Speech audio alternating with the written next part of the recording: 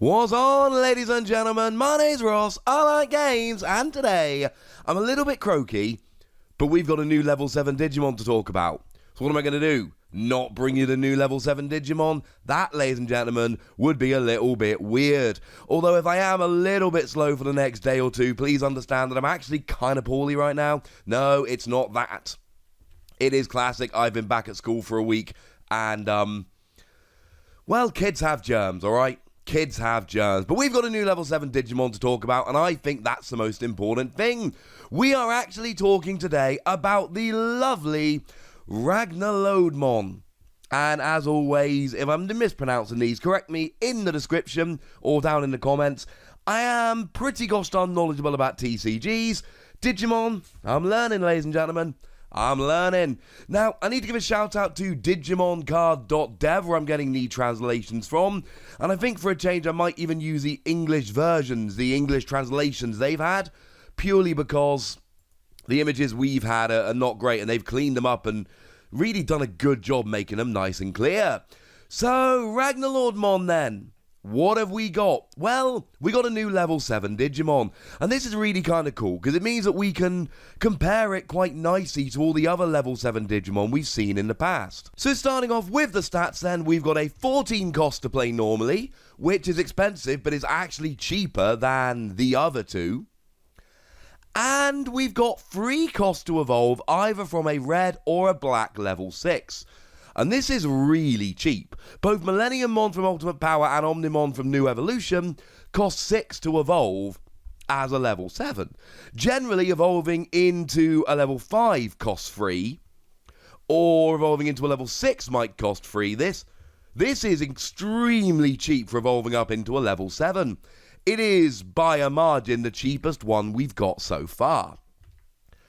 And at 14,000 power, it hasn't taken a hit power-wise. It sits nicely between Millenniummon and Omnimon, and obviously 14,000 power is huge. That is basically higher than we see on these other, well, the level 6s at least, the vast majority of them. So this is really good. Like, stats-wise, this is really, really nice. Plus, of course, it will fit either into a red deck or a black deck, and that's kind of awesome. But it's got a skill. It's got a couple of skills. It's got 3 skills total, 2 of which make perfect sense. One of which is... it's going to need a ruling, shall we say. But I think I've got a handle on it. First of all, it's got security attack +1. That is to say that when you attack, you can just take out an extra security card. That is really, really nice. We like this quite a lot. Then it has also got Reboot. Now, Reboot allows you to make yourself active on your opponent's active phase. So now you're making yourself active on your turn, and you're making yourself active on your opponent's turn, which is really kind of cool. This does get a whole lot better when we add Blocker. We'll get there in a moment. But when you Digivolve, you may add Wonderandamon or RagnaLordmon from your hand to the top of this Digimon's devolution sources and gain free memory.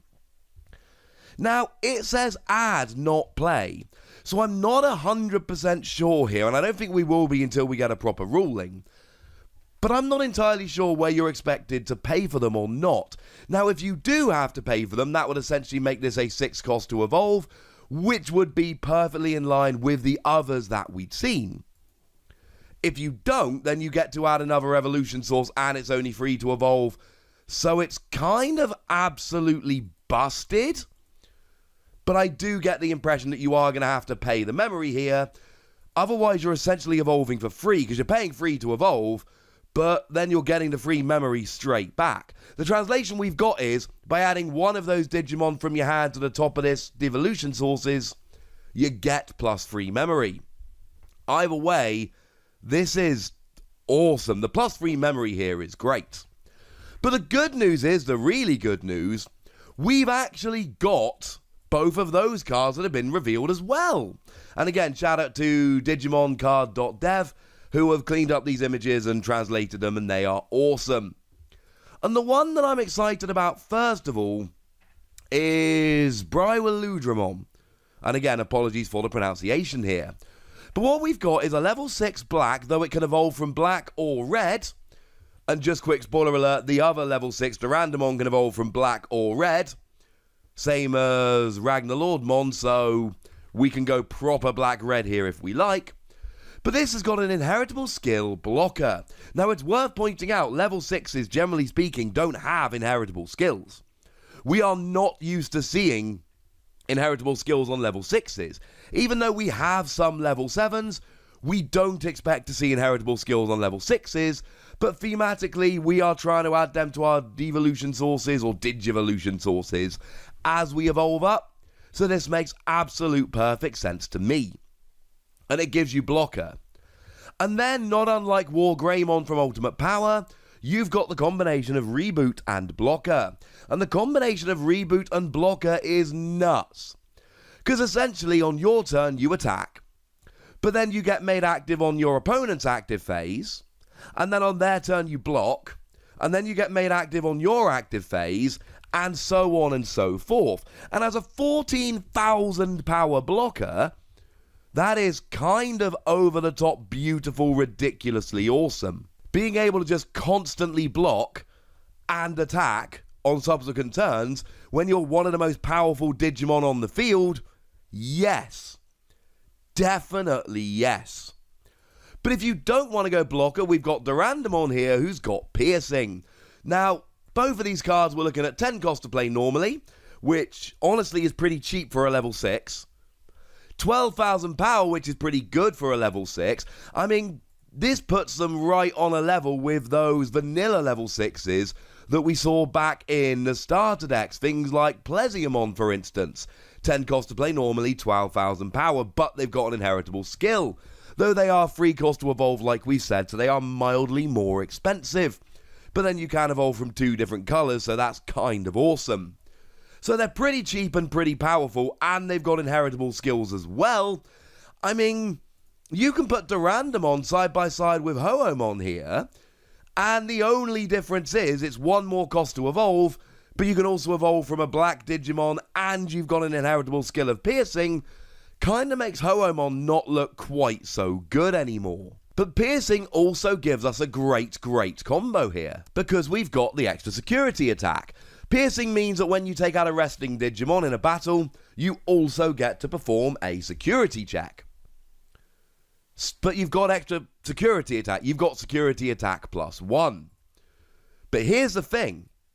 When you Digivolve into RagnaLordmon here, you can add one of them from your hand to the top of the Digivolution sources. So I'm not seeing any reason you couldn't play both. And now, all of a sudden, we've got Piercing and Reboot and Blocker and extra security attack. And you're getting towards a Digimon which is really heading towards broken. Now, I would really like some more clarification on this ability from RagnaLordmon here. Because can you really add a second level 6 into the Digivolution sources? It does say when you evolve, i.e. when you evolve from a 6 into a 7, you can add one of them to the top. It doesn't say swap your level 6, it says add. And it's not entirely clear whether you're paying or not, though, I mean, logically speaking, if you're not paying, you're evolving into a level 7 for a free cost and then getting free memory right back, which, that's got to be too good. And let's not forget, I've only talked about the level 6s and level 7 here.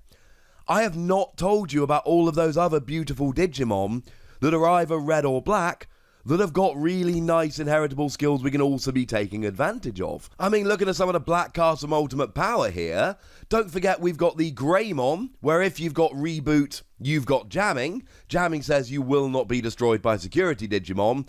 And it's unlikely you will be because of your ridiculous power, but you never know when a random Omnimon is going to come out and take you out, so it's not a bad skill to have by any stretch of the imagination. And then Metal Greymon comes out, and if you've got Reboot, you get security attack +1. And as we've already said, you are definitely going to have Reboot. RagnaLordmon has Reboot just there. And then, of course, we've got plenty of red Digimon that we could be having a little bit of a look at as well. We could talk about the Greymon from the starter deck, which can come in and give you security attack +1. Now remember, you cannot combine all the way up red and black. You cannot be switching between them until you really get to the level 6s. But my point here is we can have piercing, we can have blocker, we can have jamming, we can have extra security attack. You've got security attack +1 anyway. You've got reboot. I mean, the fact that you've got 2 skills, security attack +1 and reboot to begin with, then you can evolve from red and black, and you've got this other skill which is putting a Digimon down. I mean, this seems ridiculous. Like, this seems genuinely over-the-top ridiculous. I am a huge fan of this card. It is also worth noting that the other level 7s we've seen so far have been white Digimon, and this does come down as an actual factual red Digimon, though it can evolve from red or black. Yep. We've only just started the leaks of this new set of Union Impact, and I am already getting very, very excited about it. But I'd like to know what you think. So let me know in the comment section, would ya? Go nuts! Be nice! And then make sure you like this video, subscribe to this channel, follow me on Twitter at TheWassy. That's where we talk Digimon and a bunch of other card games. And please do consider checking out patreon.com/PTCGradio, where you can support the channel, get some bonus podcasts and all kinds of fun things. But by far the most important thing as always, look after yourselves till next time, would you? Thank you very much for watching. My name's Ross, and you've been watching Wassy Plays.